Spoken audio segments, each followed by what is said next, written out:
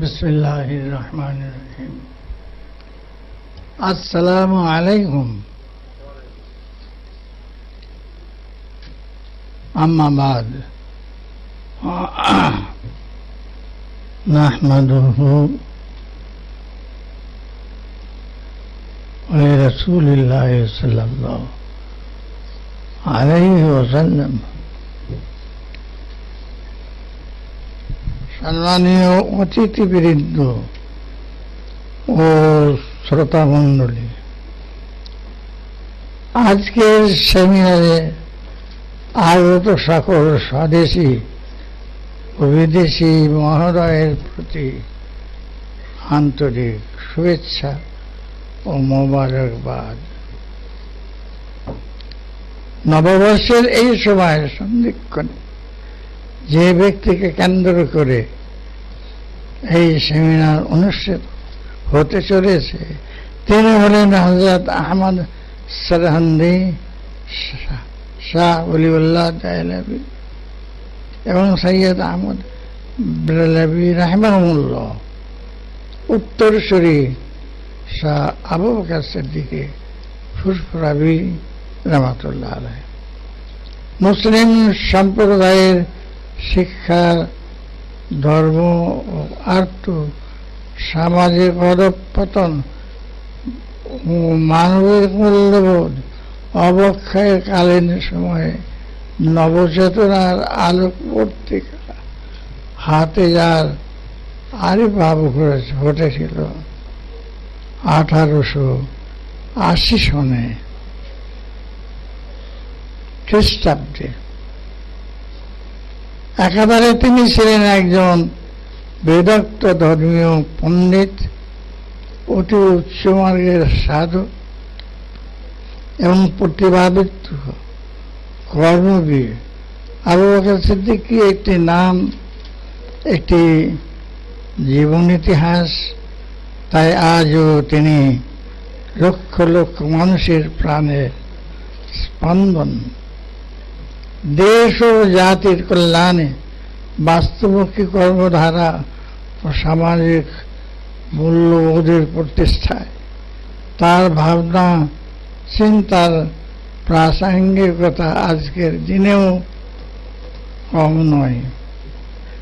যুবপুরুষ আবু বকর রহমতুল্লাহ চেয়েছিলেন অধঃপতিত ও হতাশাগ্রস্ত মুসলিমদের শিক্ষা দীক্ষার উন্নতি, ধর্ম ও রাজনৈতিক সচেতনতা, প্রচলিত কুসংস্কারসমূহ দূরীকরণের সাথে সাথে আদর্শ সমাজের প্রতিষ্ঠা, আদর্শ সমাজ গড়ে তুলতে তিনি আত্মশুদ্ধির উপর জোর দেন।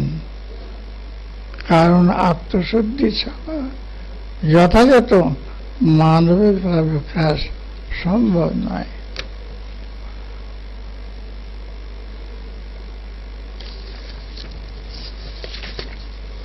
উল্লেখ থাকে যে সৈয়দ নবাব আলী চৌধুরী এবং ফজলুল হক আবদুল্লাহ সরওয়ার্দী, সৈয়দ শামসুল হুদা বিএল, বিদগ্ধ সাহিত্যিক মুন্সি আব্দুর রহিম, কবি মুজাম্মিল হক, সাহিত্যরত্ন কবি হাবিবুর রহমান, মুন্সি জামির উদ্দিন, মুন্সি মেহরুল্লাহ, ভাষা বৈজ্ঞানিক ডক্টর শহীদুল্লাহ, প্রফেসর আব্দুল খালিক, মৌলানা রুহুল আমিন, মৌলানা নেসার উদ্দিন আহমদ, মৌলানা ওজিউল্লাহ সন্দীপী,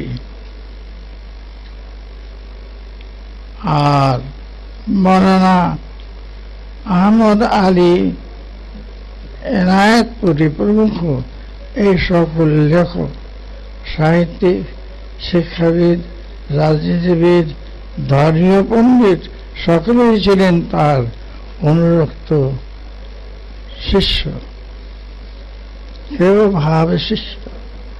তারই ভাবনা চিন্তার অভিব্যক্তি ঘটেছিল এই সকল শিষ্য ভাষাবিদদের কর্মময় জীবনে এক কথায় বলা চলে আবু বকর সিদ্দিক ছিলেন এই উপমহাদেশের বিংশ শতকের যুগসূচনার এক শুভ অভিব্যক্তি।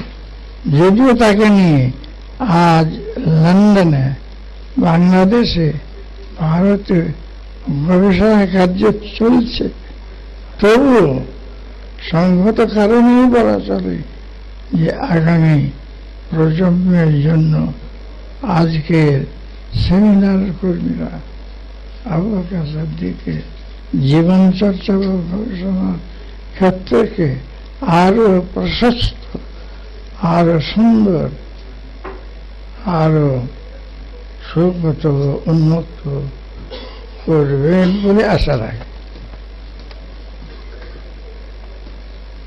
সাইফুদ্দিন সিদ্দিক। অনেক ধন্যবাদ।